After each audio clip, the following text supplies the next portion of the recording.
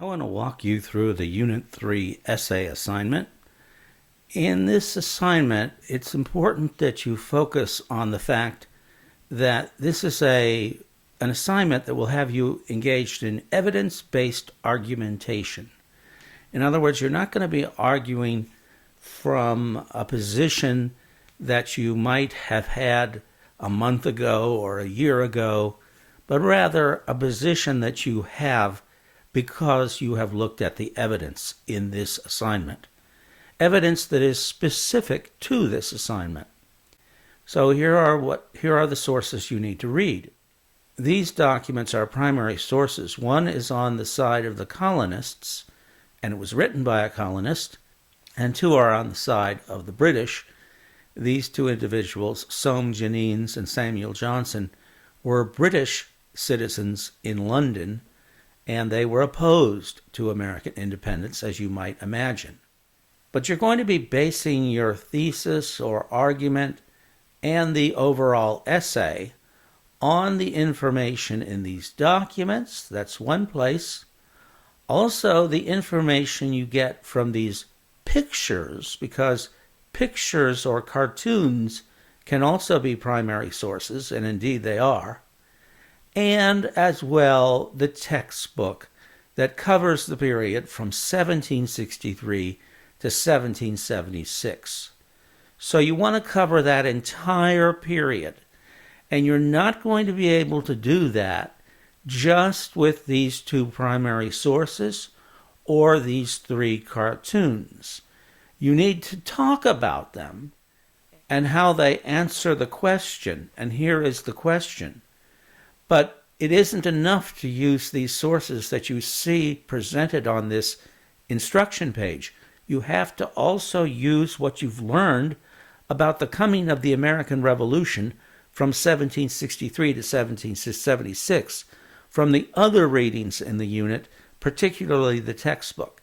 So I'm going to be looking for evidence that you use all of those sources in your essay. And the essay has to be at least 5 paragraphs, 1,000 words.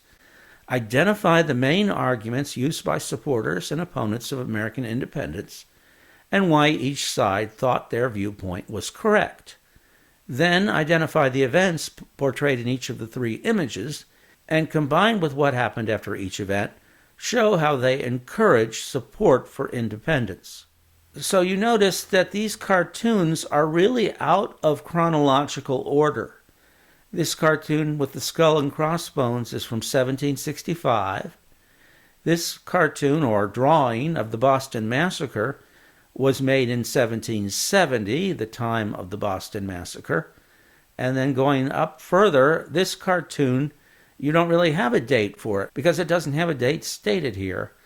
But it does say Bostonians paying the excise man, and if you hover over the picture, it will open up a description. Bostonians paying the excise man. Image depicts the Boston Tea Party and John Malcolm, a British customs officer, who is tarred and feathered. He is being forced to drink tea by colonists while standing in front of something. So it's set at the time of the Boston Tea Party. You can know when that event occurred because you should have read about it in your textbook. So what we have here are 3 images that you're going to have to talk about in their actual chronological order, which is different from the order that is being presented here on this particular web page. The web page doesn't matter. What matters is that you answer the questions in a chronological way. And to do that, you're going to have to be talking about these documents in a different order than how they're presented.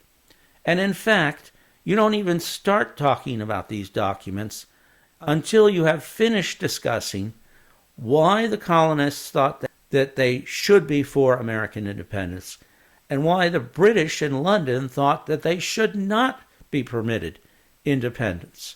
And to do that, you would use not only these 2 sources, but also the evidence in your other readings, particularly your textbook, on the arguments that were advanced during the other controversies of the American Revolution, say from the Proclamation of 1763 to the Stamp Act, to the Townshend duties, and to the other events like the Intolerable Acts, which were also part of the story from 1763 to 1776.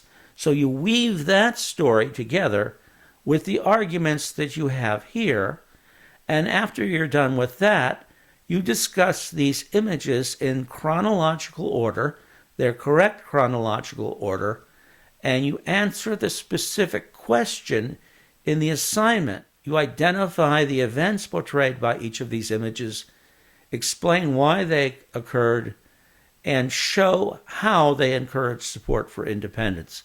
So in this part of the assignment, you're not trying to talk about the reasons for the different positions on independence, but you're going to try to show how these documents, these images, which were propaganda images, how they serve their purpose and actually encourage support for independence. You see that specific question there?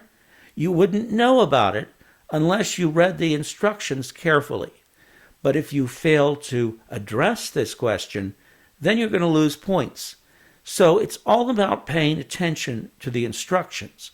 And I've tried to walk you through these instructions in a little bit different way than how it's presented here, but in order to get you to focus on what these instructions exactly are asking for, so you are exact in responding to the questions.